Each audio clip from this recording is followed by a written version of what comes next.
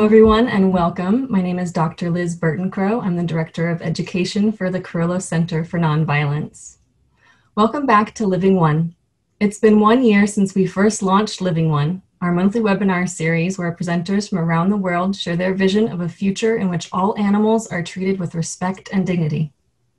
So far, our conversations have centered on the question, we know it's wrong, but what does right look like? A lot's changed since we first posed this question. Civil unrest, environmental catastrophes, and a global pandemic have each taken their toll, in the process erasing any remaining assumption that we are somehow separate from nature. Today, there is no denying that animal wellness and self-determination are linked to our own well-being.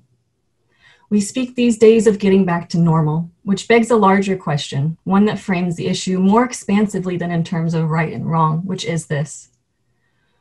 What do we want that new normal to look like, and how do we get there? This month, we welcome Dr. Karen Davis, the president and founder of United Poultry Concerns, a nonprofit organization that promotes the compassionate and respectful treatment of domestic fowl, including a sanctuary for chickens in Virginia.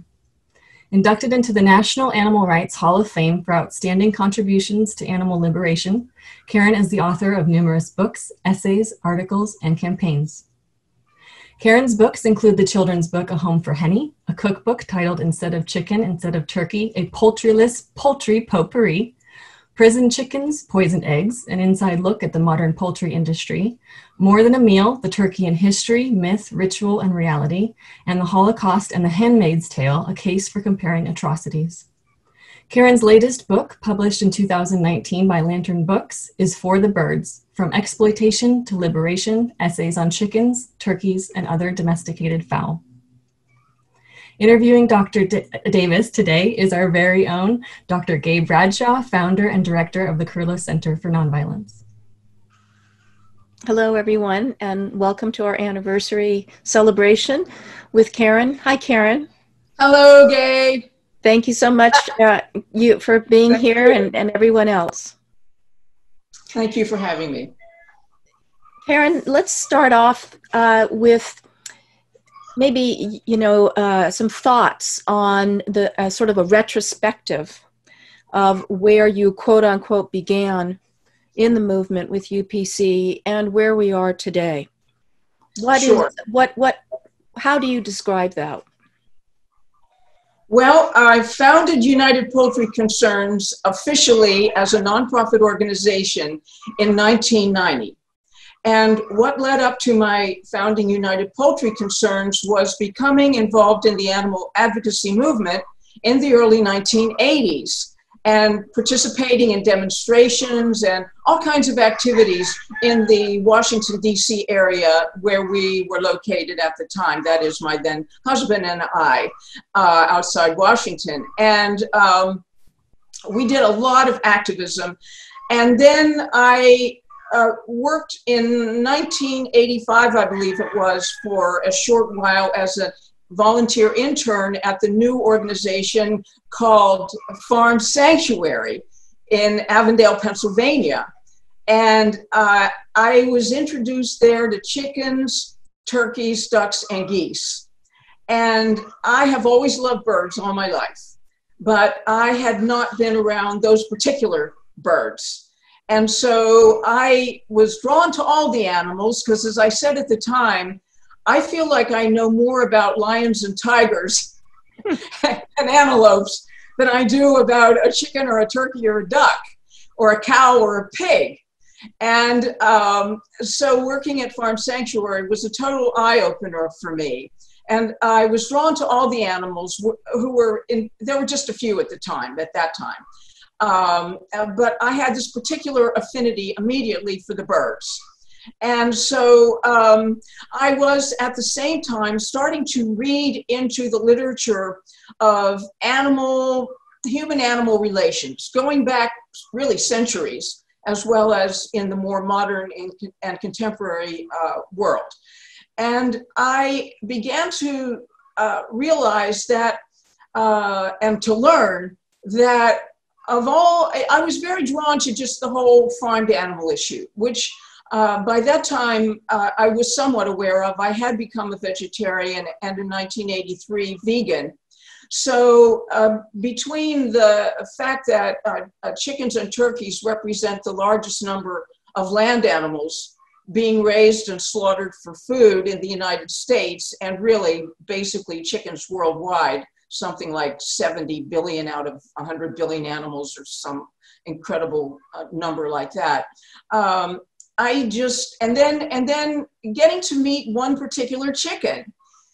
In 1985, it turned out that a place where my then husband, Alan Kate, and I were living outside Washington, D.C. in a little rented house, our landlady was raising a flock of about 100 chickens, the very kinds of chickens I now know well to have been bred for the Purdue and Tyson kinds of markets, bred extensively for and intensively for heaviness and weight gain, and basically for breast muscle tissue. So it turned out that one day when my husband and I had moved into this little house, I was walking down a little garden path there, and I came across this little shack. And I saw some movement there through one of the windows, and I went around and I untied the shoestring that held the latch to the shut. And I looked in, and there were about 100 of these very large white chickens.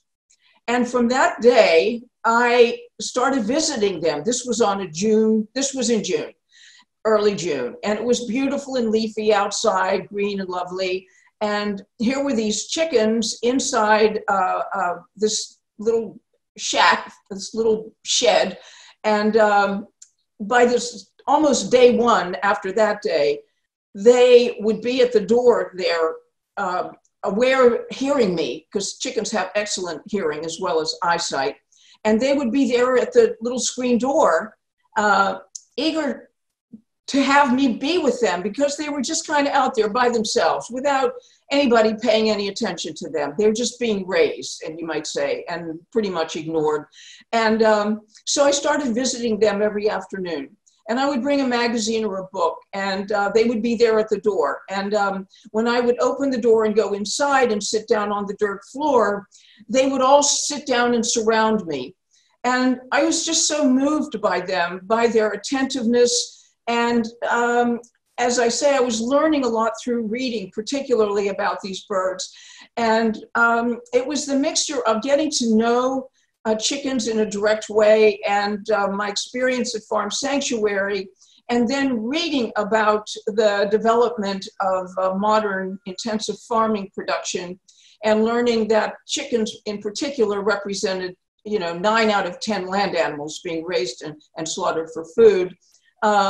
Getting to know one and learning about the astronomical many just kind of coalesced into where my lifelong affinity for and love for birds led me to want to start an organization that would focus on chickens, turkeys, and other domesticated fowl. That is, those birds who have the misfortune of being considered a food source for human beings. So that's what I did.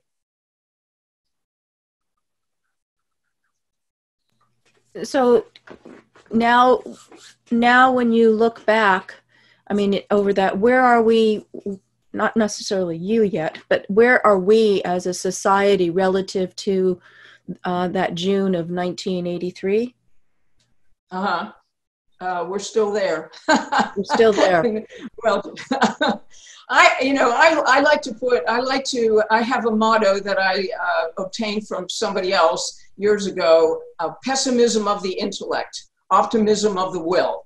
So that pretty much fits my attitude and position on things. I think I have a pretty realistic sense of what we and what animals, all non-human animals, and certainly farmed animals are up against with human beings and human cultures and society and so on. At the same time, optimism of the will, to me, represents the response to that knowledge. It's the activism that one decides, or not decides, but if it's optimism of the will, it means that you take a position of affirmation and activism toward what you know in an effort to do what you can to make things better for those you speak for. Mm-hmm. So in answer to your question about where are we now, I certainly believe, I know for a fact that chickens and turkeys are much more widely attended to by animal advocates and more and better understood by animal advocates speaking very broadly than when I started United Poultry Concerns in the late 1980s, early 1990s, and started advocating for these birds. As far as the larger society, it's a very difficult task to try to wedge your way into the mainstream media, to try to get people to be able to see farmed animals, for example, as beings who deserve our respect, our compassion, and justice from us, and what people consider food. There's a real disconnect between an animal in most people's minds and sitting down at a restaurant or shopping in a supermarket. So this is a very difficult bifurcation in people's consciousness that and society's consciousness that we have to try to find ways to bridge. Mm-hmm. I wanted to make a comment, that when you were sitting next to those chickens and how they really enjoyed being with you. It also reminds me of Charlie Russell, with whom I work. He worked with grizzly bears, and he always talked about, despite what has been done to them, they remained, for the large part, they're actually showing, signs of what I would call trauma, after these hundreds and hundreds of years. But he always talked about how interested they were in getting to know a person. Not in the sense of like just blanket, walking up and shaking hands with a human, but very open and inclusive to humans. And I just wanted you to maybe say a little bit more about the chickens. It strikes me that they're really interested in humans. And I think that, again, in my own experience, humans don't appreciate that they are being included emotionally and psychologically by these individuals who they're raising or doing things for. And that inclusivity, that natural impulse from the chickens and turkeys and bears or whatever is extraordinary. Well, it's very real, as you describe, and I've written extensively about my experience with our own chickens and turkeys and how friendly they become when they know you like them, when they know you're friendly and you're caring for them as well as about them, and they will certainly like to surround you if you're sitting outside on a summer day in a little plastic chair reading a book or magazine, which I've continued to do, and they like to be with people. So there's no question. I think the sad thing is that people who are increasingly running sanctuaries and micro sanctuaries, increasingly focusing on giving a home to chickens in particular, and also turkeys, discover for themselves how friendly these birds are. And how affectionate they can be. They don't all want to be picked up and held and everything, but many do. But the thing is, they like being with you. Mm-hmm. But when people are in a situation where they're really in the company of these birds because they're going to slaughter them, or because they're viewing them strictly as a source of eggs, something exploitative, something along the commodification line, then their attitude toward the birds is different. In some cases, people don't want to get too close to them. People have said so. You don't want to name chickens you're going to end up sending to slaughter. You don't want to get too close to them. So people put up a barrier in some cases, many cases perhaps, to actually having a relationship with animals who they have in order to exploit them for their flesh or their eggs. So I think the chickens are looking for friendship with the humans who are caring for them, but the humans don't always perceive that, or if they do perceive it, they prevent it because of the nature of the relationship, which is inherently utilitarian, and it's not about friendship and forming equal relationships. I've written about myself, and it's always struck me that the cultural, I'm just speaking very broadly, the cultural view of nature, which would include chickens and bears and sharks and things, is how violent nature is and how violent other animals are. And to me, it's so opposite in that way, and that the substrate, sort of an ethical substrate, is really inclusion and love. So, for example, our new turkey that we rescued, her name is Chantal. She's a white turkey that has been genetically engineered to be slaughtered. She's 4 months old. And she lies down, and one of our tortoises, Horton, is a desert tortoise, and he just loves hanging out with her, and he, in the middle of the day, he burrows underneath her skirts.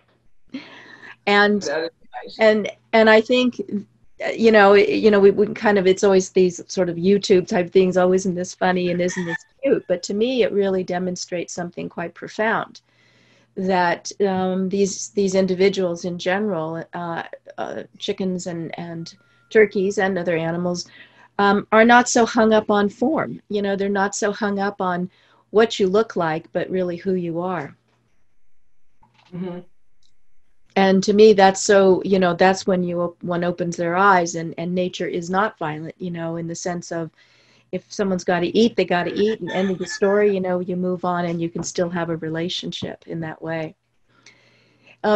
So, like, again, our theme of the webinar has been looking at, we know what's wrong, in terms of the terrible exploitation of chickens. I think of this one organization where the impetus from donors is perhaps quite genuine, but they basically pay to donate a chicken to a village or to someone who needs food. And I've always found that really quite perplexing. But anyways, what I wanted you to perhaps start to delve into is, I certainly believe that animal exploitation, chicken exploitation and turkey exploitation will end. What does that look like if we now pass laws and there's a cultural impetus to not use and treat chickens and turkeys as commodities, but rather understand them legally and ethically as individuals and societies that are run on self-determination, not our social engineering? What does that look like, and how do we transform it? We snap our fingers. How do we move toward, how do they live? How do we live? Well, it's easy to talk about the world that we'd like to have and what it would look like. It's easier to talk about that than it is about how to get there. I mean, realistically. We'll start with what you think it looks like. What does the world look like, the ideal? Okay. All right. Well, it's interesting how exploiters of chickens and turkeys and other animals accuse people who care about them, animal advocates and activists, of anthropomorphizing animals, in this case, chickens, for example. I remember once a poultry producer was responding to how somebody like me, for example, talks about how hens suffer in battery cages and in other terrible situations, and what they would prefer if they could choose. And he said, well, how the hell does anyone know what a hen wants? And I'm like, I do. I can tell you how. Just see what they choose when they have a choice. It's not that hard. You give them an environment that answers to who they are. And by that, I mean the genes that are in them that have evolved since their life in the tropical forests of Southeast Asia and India. And that chicken nature derived from the jungle fowl, who still exists and lives autonomously in those Asian regions of the world, except that their habitat is all being taken away from them. But essentially, domesticated chickens are the same. The things they want to do, their response to specific things in the environment. They love sunlight. They love fresh air. They love to perch above the ground on tree limbs, on whatever they can get off the ground on, if they can get up there. Often their bodies have been bred to be so heavy, in the case of a Tyson type of chicken, that even when they're young, you'll see them maybe jump up onto a hay bale or a straw bale, but because they want to get up off the ground. But and they just enjoy that activity. There's just that motion, as well as certainly wanting to be off the ground if possible during the night, because that's how they've been evolved, to be safe from predators, unless they're sitting on an egg, and hopefully they're not going to be attacked. But the thing is, you see, if you're running a sanctuary like I've been running since really since around 1985, 1986, you see what chickens want to do. The first thing they do when they have been in cages, and in many cases have never set foot on the actual earth itself yet before in their lives, and virtually the first thing they will do when they are able to step out of their cage or are lifted out the cage in which they were transported to our sanctuary is they will start taking a dust bath. And for a chicken or a turkey, as I'm sure you know, Gay, a dust bath for a chicken or a turkey or any type of ground nesting bird is comparable to a water bath for human beings.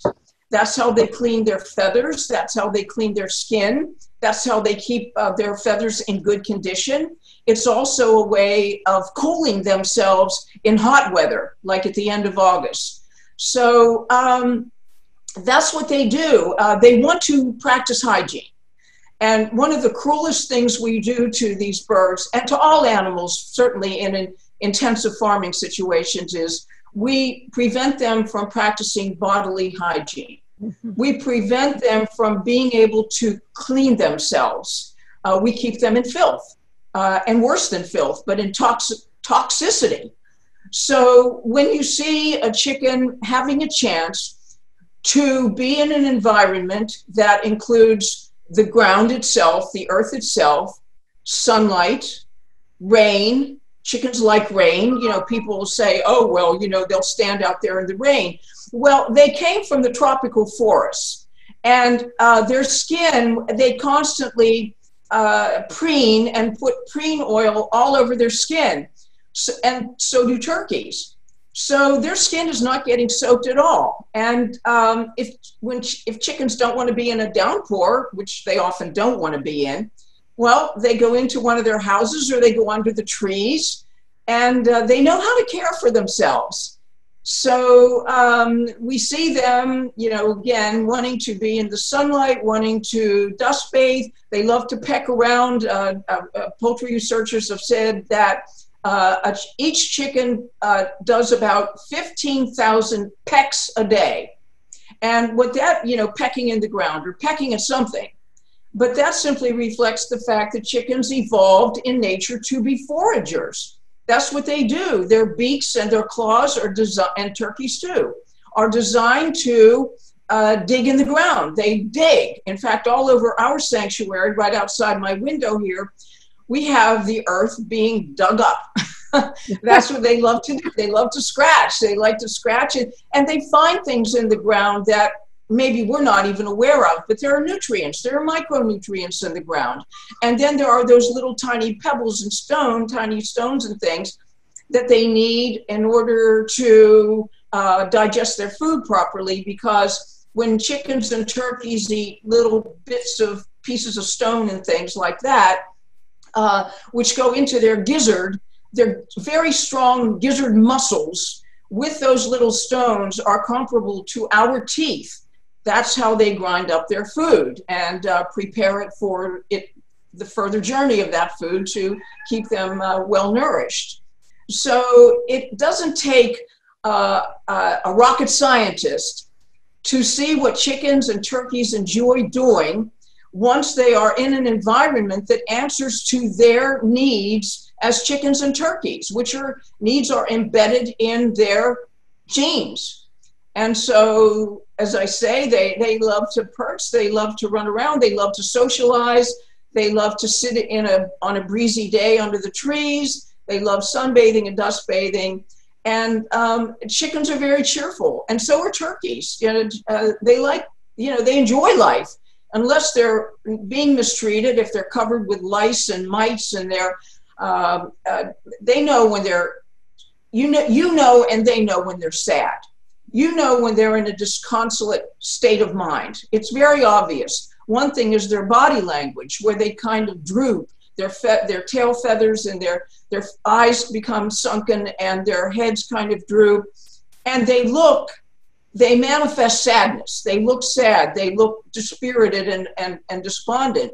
And by contrast, when they're happy, their tails are up, their eyes are bright, they're running around, they're looking at you, they're paying attention, and they're always eager for just about any happiness that comes their way. They're always excited about almost anything, even if it's something they've had 1,000 times before. They're happy to have it all over again. And they like routines, and they also like novelty, as most creatures do, including ourselves. And that's the kind of world we try to provide for them: novelty and an expectation of certain daily rituals. So to get back at the original point, when exploiters say, well, who the heck can tell what a chicken wants? Well, it doesn't take much to figure that out. And to connect what you're seeing in a good sanctuary setting, like we have trees, we have bushes, etc., in our predator-proof sanctuary, where we, in 2014, enclosed 12,000 square feet.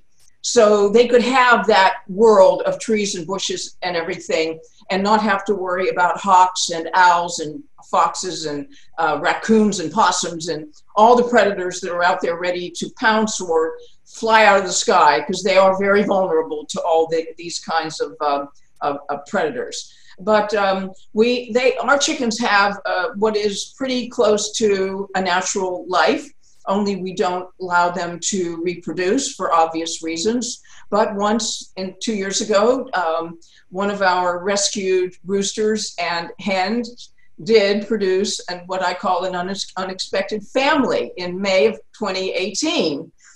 And while I was kind of horrified by that, because they sneaked a family into our sanctuary. And they were in the sanctuary, and they just did this because we're very scrupulous about gathering the eggs and making sure that nobody gets born. So we have room for the birds who already exist who need a home. But it's wonderful to watch a real chicken family, to watch the father and the mother hen, how careful they are in raising their young. And we ended up with 5 baby chicks, including 1 rooster and 4 hens. And every one of them is outside right now, living amiably together. The father, the rooster, his name is Brandy Alexander, and his son is Kahlua. And then the female chicks are Sprig, Sprout, Sesame, and Dee Dee. And they're all out there as a family living with the larger flock. And so, for example, when the chicks were very, very tiny, it turned out they were able to squeeze out of the wires that protect the larger chickens from getting outside. They were able to squeeze through the wire fence. So then they'd be on the other side and they'd be peeping their hearts out, and the mother hen would be in a state of just panic. And at one point she even jumped up because she viewed me as a threat and, like clawed my face because she was so upset about the danger to her chicks. So we took care of that problem. We put something around the bottom that would prevent the little chicks from getting out. But it was just wonderful to watch how attentive the mother hen was. And to see the family now, how they get along, how they really are family birds. They're flock birds, but they're also family birds, and that certainly includes the rooster. And to this day, the father and his son, Kalua and Brandy Alexander, they live together, and they have never had a single fight or anything like that. So they get along fine.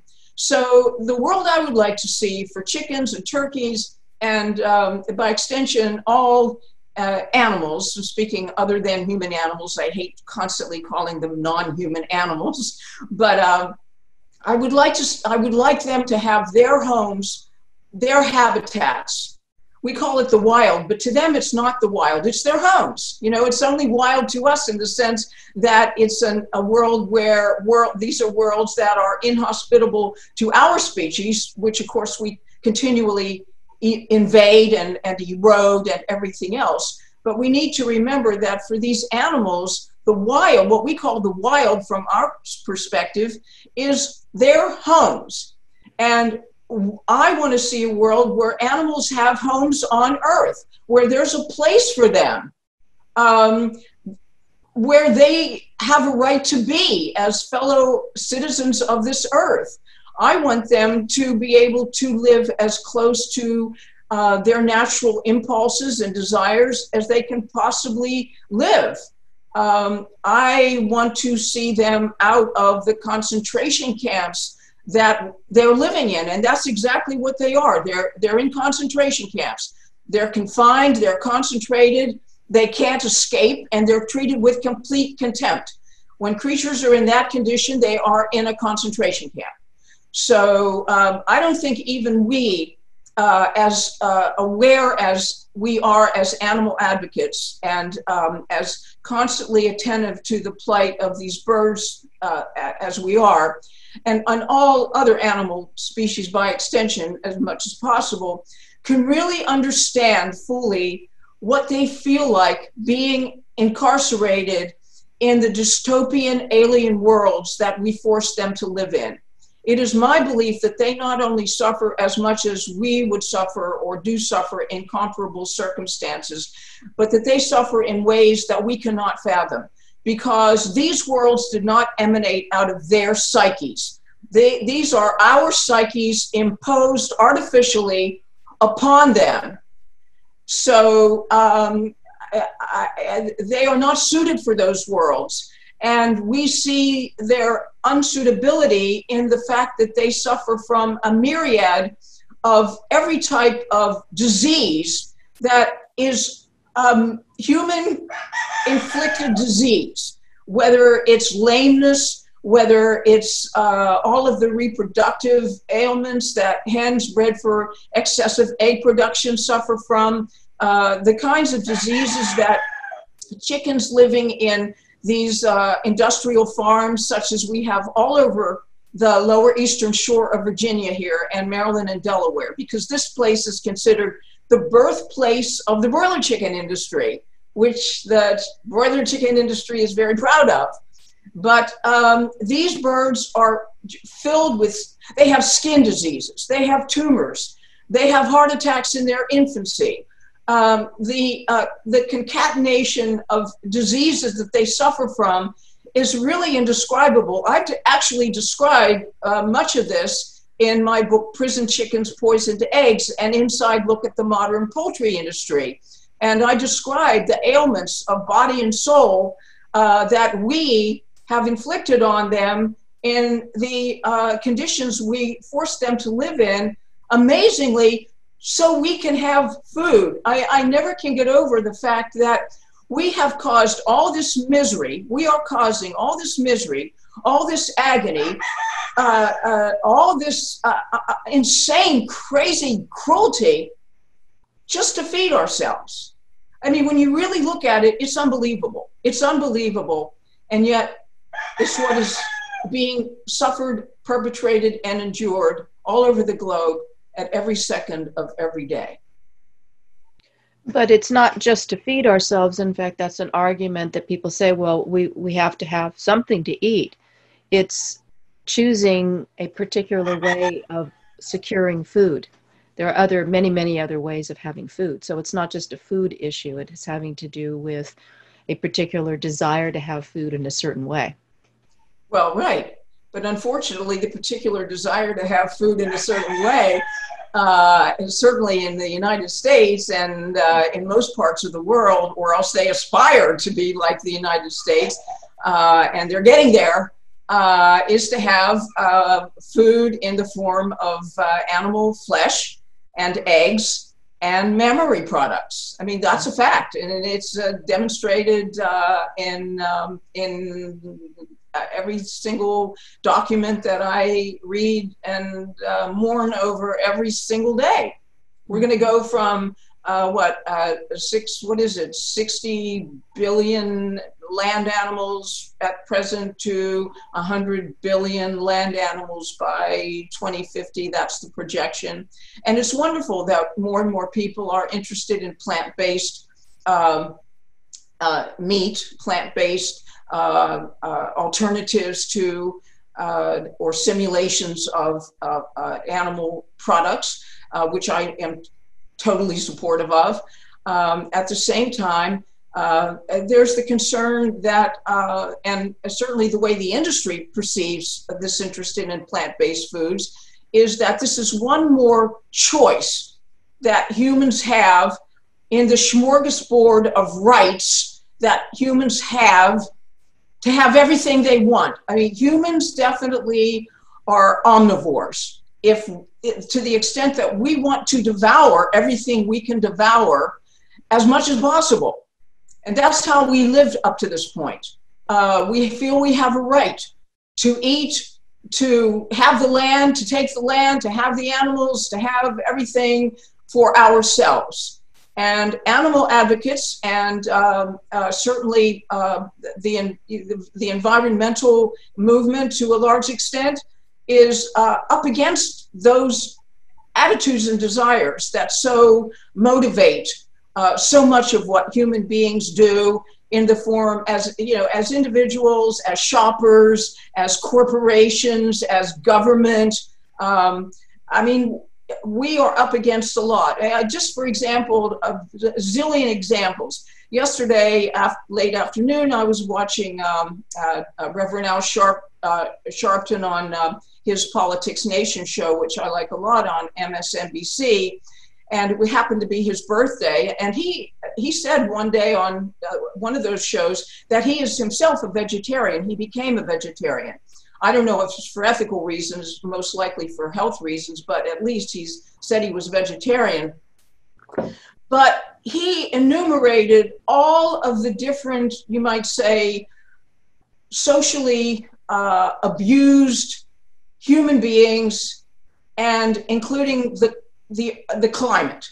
He listed almost every abused segment and didn't say one word about animals. They're always left out. Yeah. It's about the environment. It's about this or that disenfranchised human group. Yeah, they're disenfranchised, and yes, they deserve justice and the amenities that those who have everything have, although those who have everything have too much. You know, we have to try to work for a concept and a practice of sufficiency, which you know, is hard once people have a little discretionary income. The sufficiency kind of goes out the window. But I just was struck by the fact that of all the different groups that that Reverend Sharpton listed who deserve us to rise up and speak out for, not one word about animals.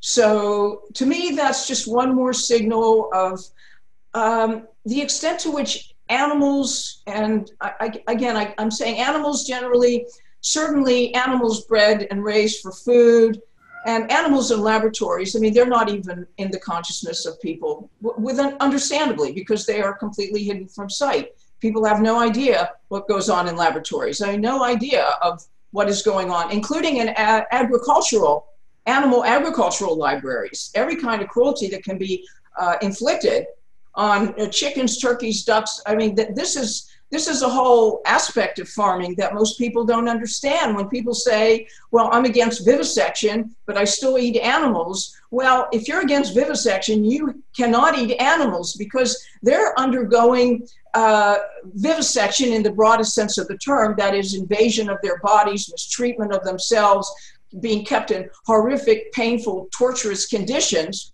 for agribusiness and by agribusiness. All of the pharmaceutical companies have their so-called animal health divisions where they're abusing farmed animals and all kinds of animals all the time.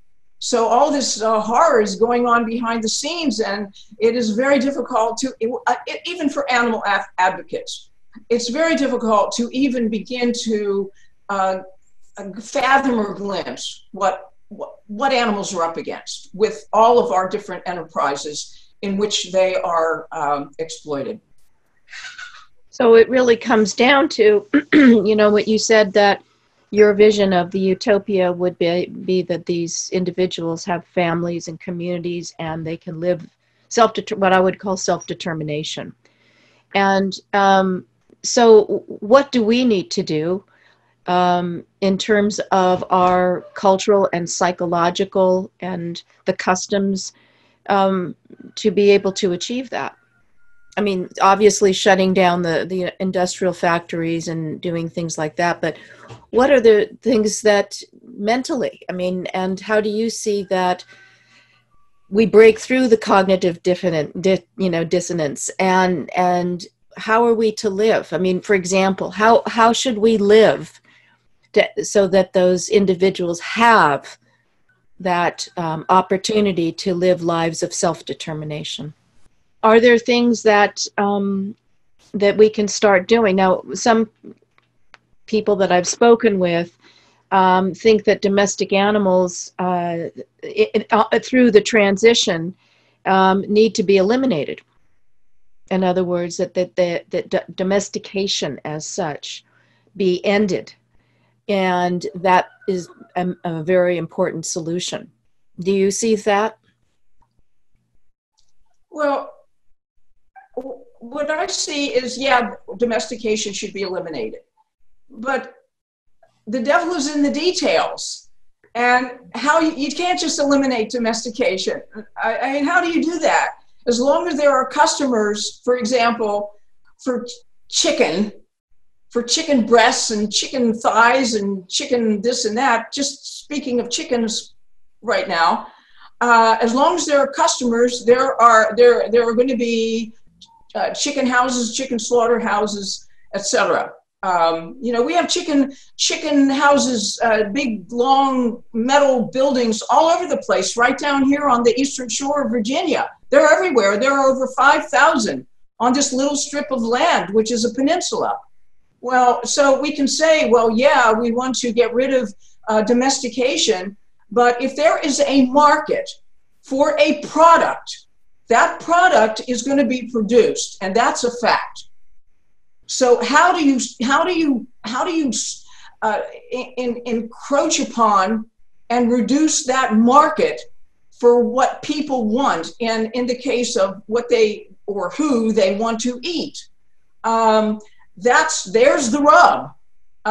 Certainly we want, as we were saying a bit ago here, we want to encourage people, and our organization, and I personally certainly do at all of the events we used to go to before the coronavirus, urge people through all of our literature, through the cookbook I wrote, through talking to them about what the birds go through in order to become something on a plate or in a glass of milk or on a pizza pie or whatever, we explain this to them. We try to get them to know, to see, to feel, and to care, and to want to do something. If they care, then what are you going to do about it? You know, what you got to want to move from there.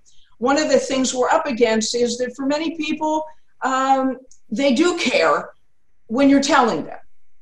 But then when everything else kind of folds over them that's normal in their lives, then they often forget about what they felt and what they learned. They have families, okay? Their children want to eat like their friends. Their husband or wife does not want to change. So they have to deal with that.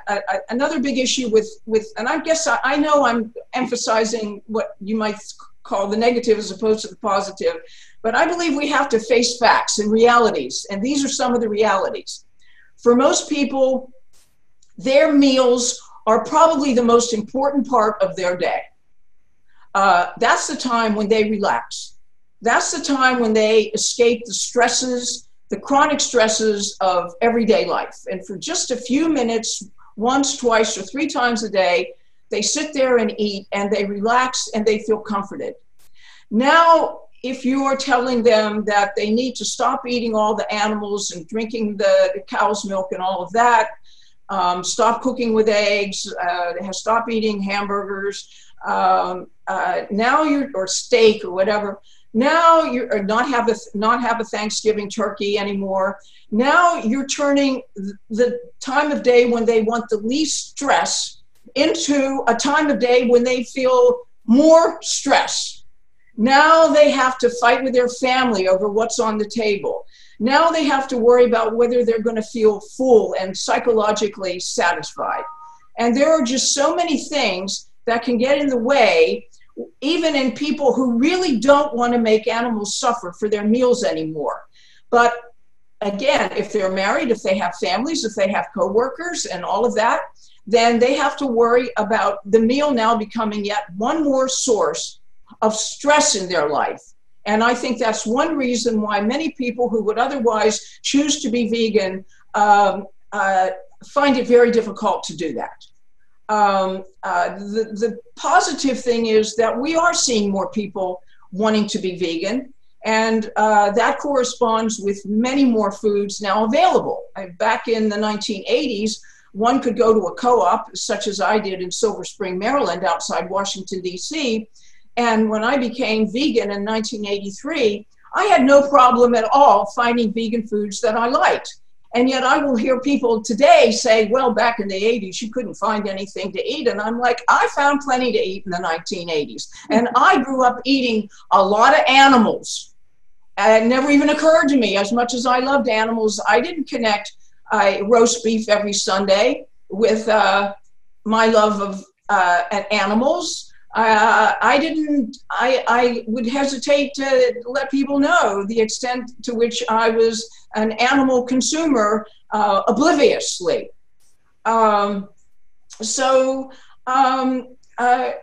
Nowadays, compared to the 1980s, there is so much more available. There are, I believe, anything that's going to put an end to the slaughterhouse, I support. I don't care what it is. If it takes burgers that mimic cow flesh or cow burgers, fine. If that's what'll get people to not eat a cow instead, then I'm all for it. I believe we have to introduce the unfamiliar to people through the familiar. We have to give them something similar to or as identical as possible to what they already enjoy and already know, to bring them into the more unfamiliar realm of vegan cuisine, of vegan eating. So if that takes, I have to confess, I was one of these people who about 15 years ago joined a little group of people here on the Lower Eastern Shore to keep Walmart out, even though there's really nothing down here. Pretty much. It's becoming more urbanized, but particularly 22 years ago, when I moved down here for the sake of our sanctuary, there was a lot less down here, and it was much more totally rural than it is now, although it is still very rural. But, you know, I have to say honestly that I'm glad Walmart is there now, because Walmart has a whole lot of vegan foods. Walmart sells all kinds of vegan cheeses. And our local Food Lion has all kinds of vegan veggie burgers and Gardein chicken nuggets and everything. And of course, you know, I wish that these supermarkets were nothing but vegan. And that's what, in my work, I try to bring about. But I think you have to change customer behavior and try to get them to see, here are these wonderful foods and they're delicious. And I'll tell you this, right now, I've had to have some therapies done lately in the last year. And of course, I've taken my literature up to the local hospital and distributed it to everybody out there. But the person who I'm working with most closely right now, and we've become good friends, she never even thought in a million years that she would be interested in not eating animals. And now, amazingly, you know, and I didn't press her on it, although I took every opportunity to let her know what I do, why I do, and never leave the animals themselves out of it. When activists say, well, people are never going to care about animals, so you should just focus on health and the environment. No, if you're an animal advocate, you don't say, well, nobody's ever going to care about animals, because your job as an advocate is to find ways to get people to care, and those ways are there. If you are caring enough and intelligent enough and dedicated enough. But now she told me about 2 weeks ago, well, you know, I'm really trying to lose weight, and I have started looking for vegan foods. And she said, and I've started shopping and I've found things that I actually like. She said, I didn't think I ever would. And now she's starting to share with me some of the things she likes to eat and that she's found in the supermarket. And, you know, I mean, I'm like right on, you know, I'm thrilled. And so you never know about people. I have met people in my life who said they would never go vegetarian. They would never be vegan. I mean, a perfect example is Ira Glass, who told basically the whole world, millions of people in 2007 on the David Letterman show, that it was visiting our sanctuary and it was our campaign against his poultry slam, which he put on every fall for years in the 1990s, that caused him to go vegetarian. So he's an example of somebody who seemed like he was just nasty, and he was, toward birds. And he said on David Letterman, well, really, he didn't even know chickens or turkeys. He said, I'm from Baltimore. What do I know about a chicken or a turkey? So he said, when I visited this Karen Davis, who said we had it all wrong about chickens and that they're intelligent and they're not just these things out there.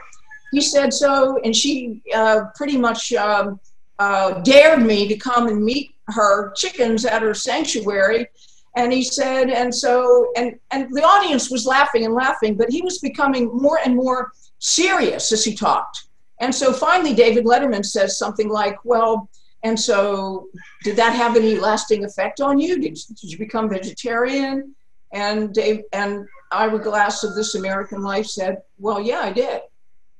So that's sort of an epitome of a situation that happens a lot. I've met people who said, you know, when I first heard about you people, or I saw your literature table, you know, I thought, oh, how stupid, or what a bunch of cranks, or whatever. And they say, but now, you know, I heard something on TV about how all these birds have salmonella, and then I saw this or that. And then I began to see, well, you know, maybe these people aren't off base. Maybe they do have something to recommend. So guess what? I'm vegetarian and I'm going vegan. So we have to be affirmative. You know, we have to be affirmative. We have to believe that people can and will change. And we have to have a message that is going to resonate with them. And that's got to be everybody's self-education, to learn how to speak, how to convey information in a way that is going to stimulate people to want to learn more. to want to change in the positive directions that we want them to change in. So there's so much we can do. I mean, I'm very aware of the realities of things that we're faced with and that certainly animals are faced with, but we don't know the future. And we can decide how we are going to try to make the future that we want on this planet, and including certainly for all the animals who are on this planet. Well, certainly that's a case with the Kaporos campaign that began a few years ago. Well, actually, I started addressing Kaporos in 1995. Mm-hmm. I had never heard of Kaporos, which is an atonement ritual. It means atonement or sacrifice, well, not sacrifice maybe, but atonement or compensation. In other words, it is not a Jewish law, but it developed in the 9th century, apparently, among certain members of the Hasidic Jewish community, which again is not practiced by the majority of Jewish communities in the world. But unfortunately, it is a growing phenomenon in New York City and other places where this particular group of ultra-Orthodox Jewish communities are located. So when one day a woman called me from the Bronx, and she was very upset about all these chickens who were being parked on her street, just sitting there for days.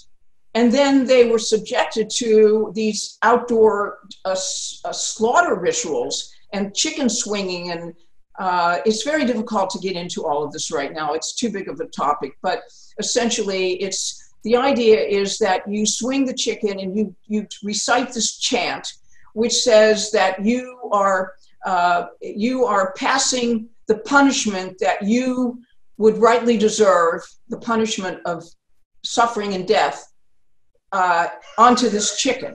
So it isn't just passing the practitioner's sins into the chickens, as has often been said, but it's actually transmitting, you might say, symbolically transferring your sins to the chicken, but literally transferring your punishment to the chicken, who is your surrogate,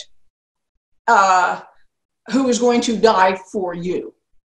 So, of course, as we know, the idea of making somebody suffer and die for one's cleansing, whether as an individual or as a society, is as ancient a practice as probably any in human existence. So virtually all early religions and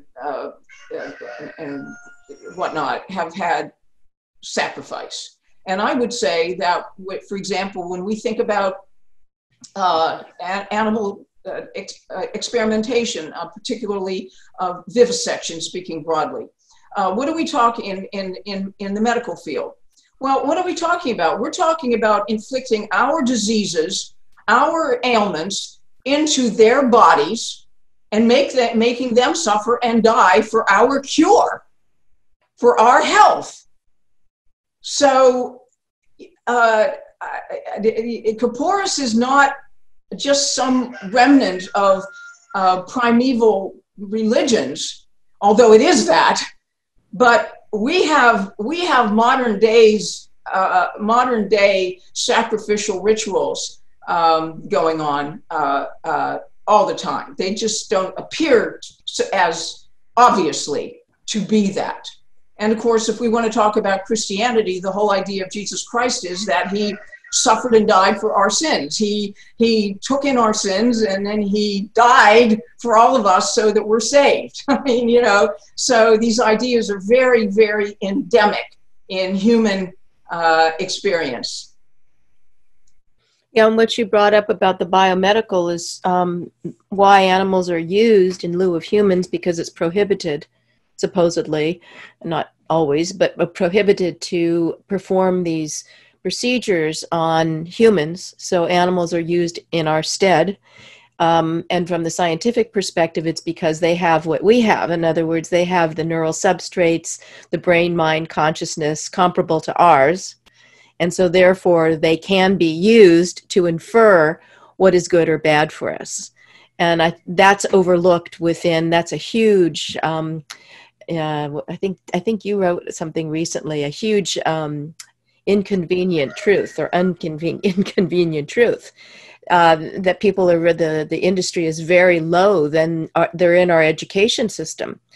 That's permeated in our education system, that animals are less than us, but nonetheless they are comparable. So that contradiction runs all the way through our education system and our biomedical science, and then to the consumers.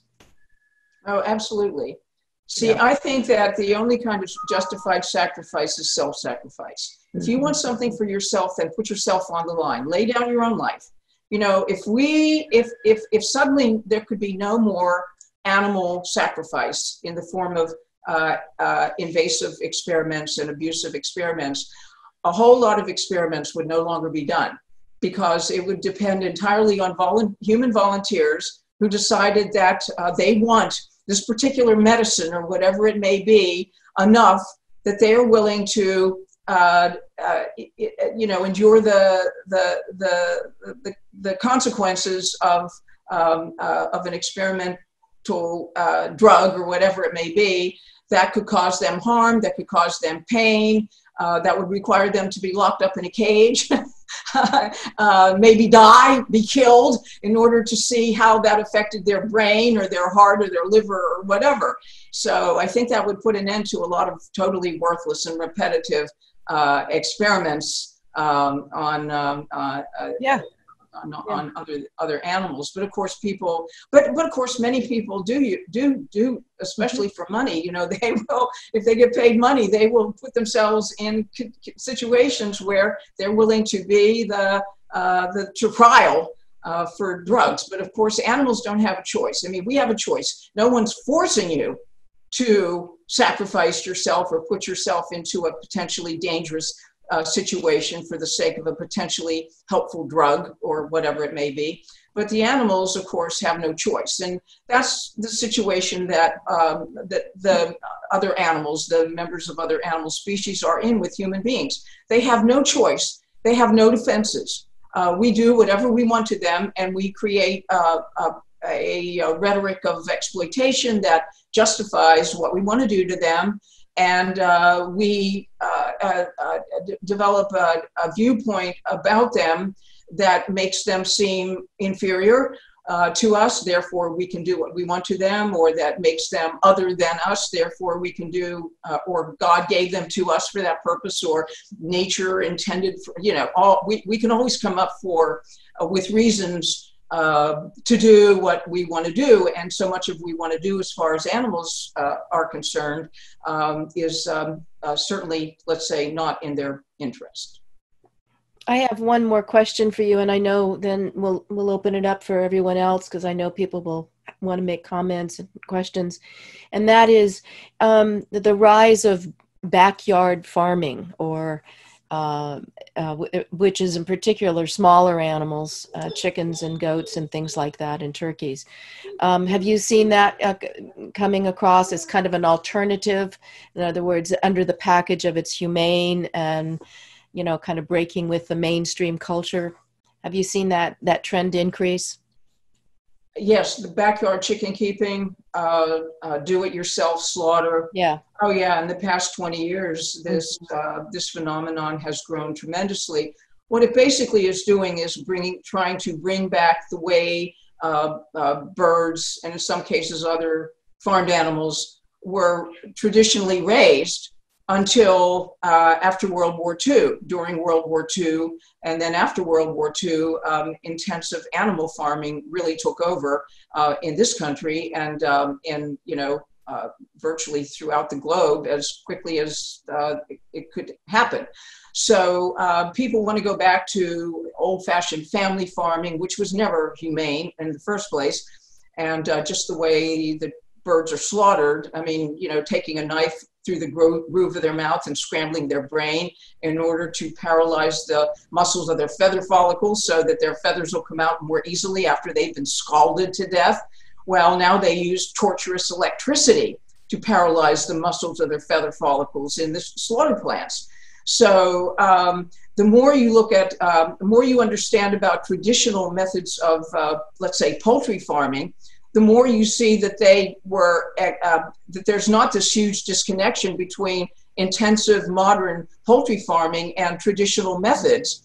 Debeaking was not started by intensive farming, under intensive farming by somebody like Frank Perdue or John Tyson. It was started, according to the poultry industry's own literature, by San Diego farmers who began using soldering irons to start burning off the beaks of their birds, because in the early 20th century, and especially in the 30s and 40s, efforts were being made to start taking animals off the ground and increasingly, and certainly birds especially, and increasingly keeping them in cages of various kinds, increasingly keeping them on wire, increasingly keeping them crowded, and doing things to them that then led to, well, debeaking, for example, because chickens are foragers. We talked earlier about the extent to which chickens will just dig and dig and dig in the ground.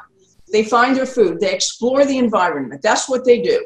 So if they don't have any natural outlet for beak-related activity that makes sense, they still have a genetic urge to peck. So they will be driven to often peck at each other because they don't have anything else to peck, but they have to peck.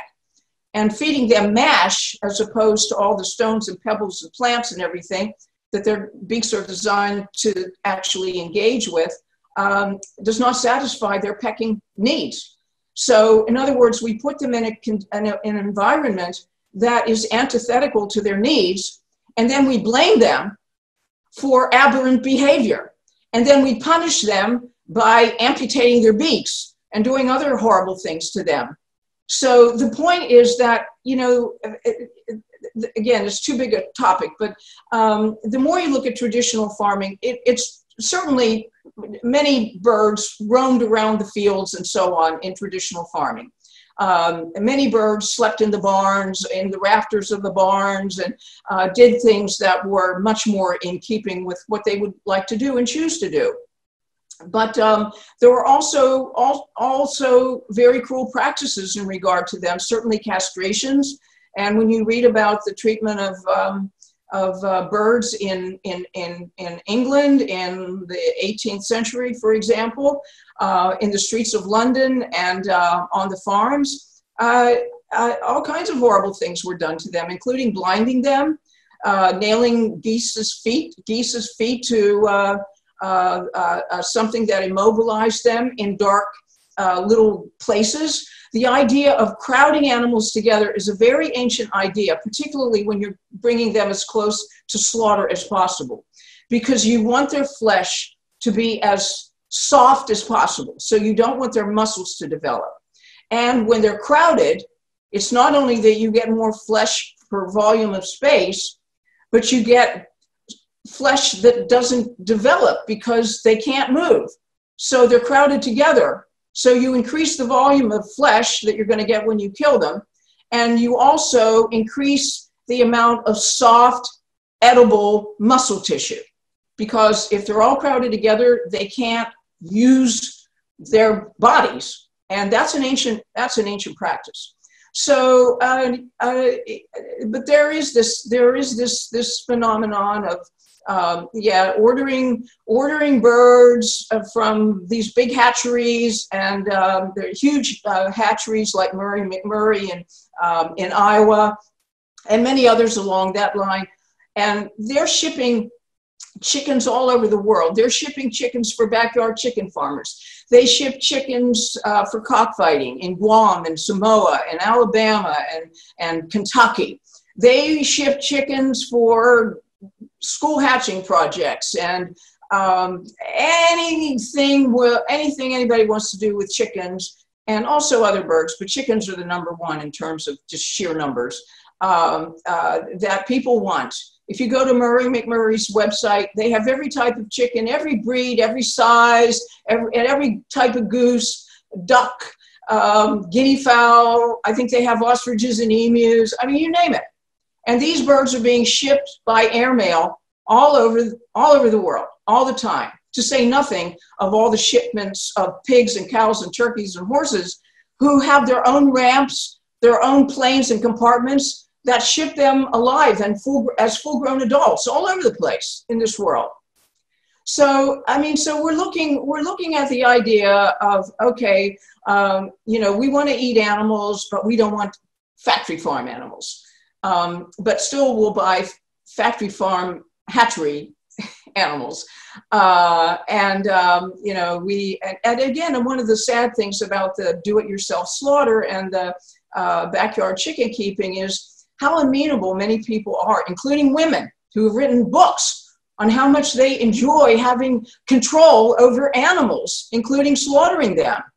So, I mean, again, we have to divest ourselves of romantic ideas of women as well as men, okay? Because there are plenty of women who are enjoying very much being backyard chicken slaughterers and having control over goats and chickens and turkeys and writing books about it as well as articles.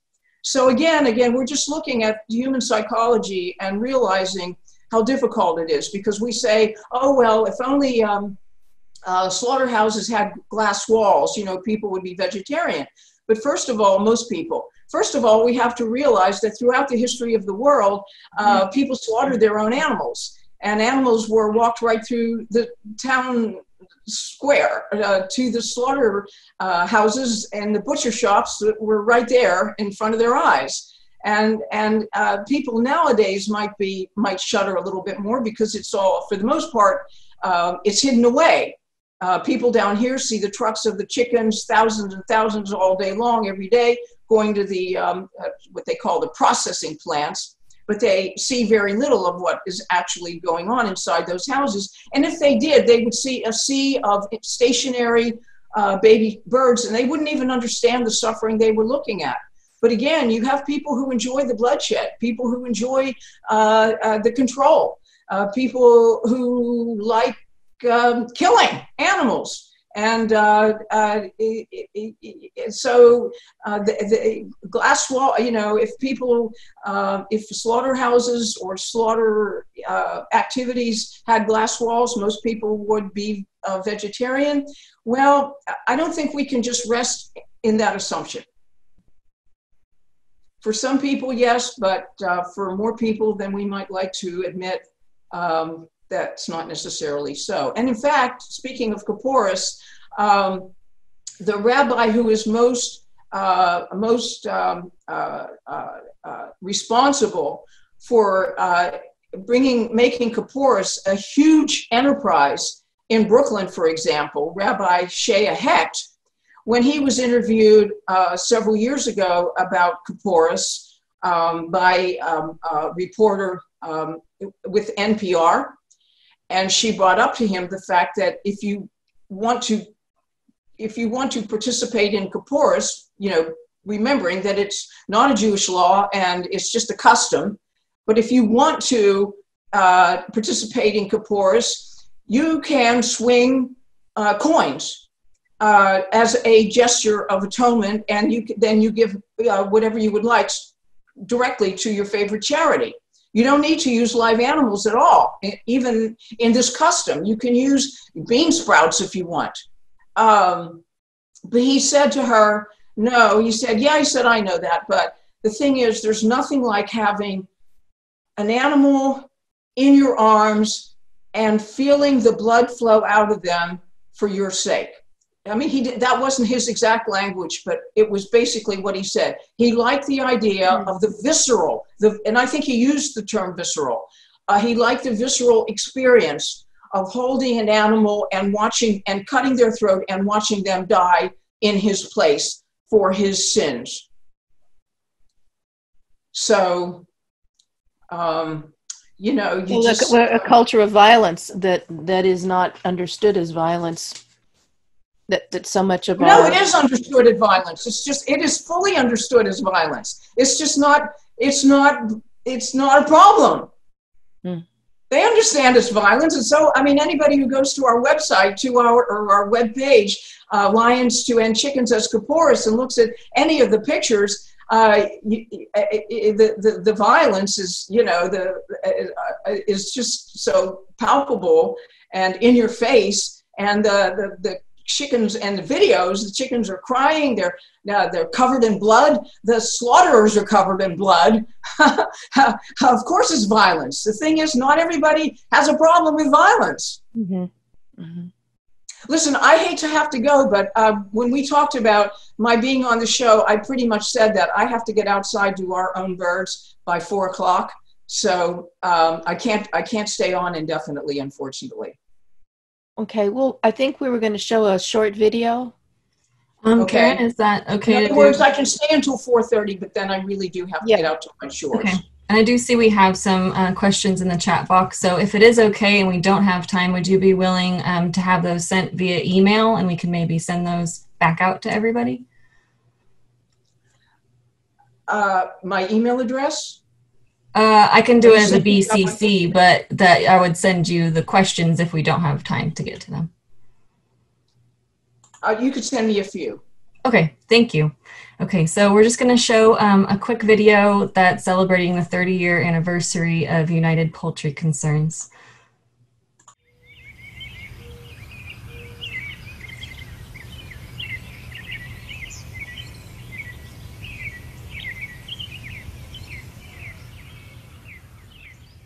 Founded in 1990 by Karen Davis, United Poultry Concerns is the world's foremost nonprofit organization dedicated to promoting the respectful treatment of birds bred and killed in our food system.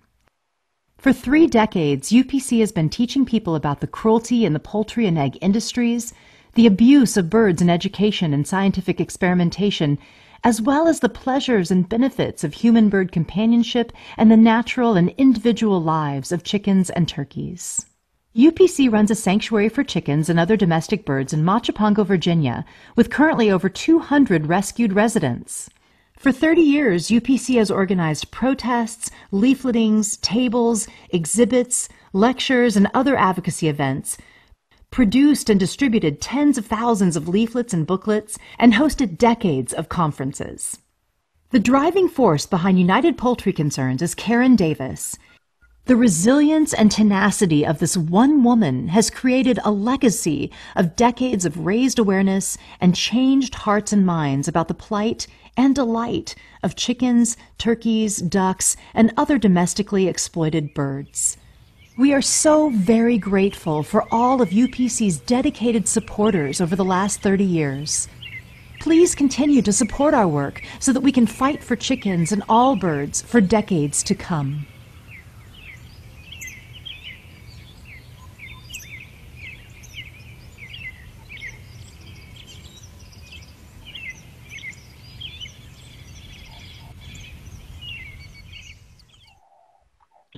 Thank you very much. Okay, so I'm going to end the recording here, and then we're going to switch to a quick Q&A session.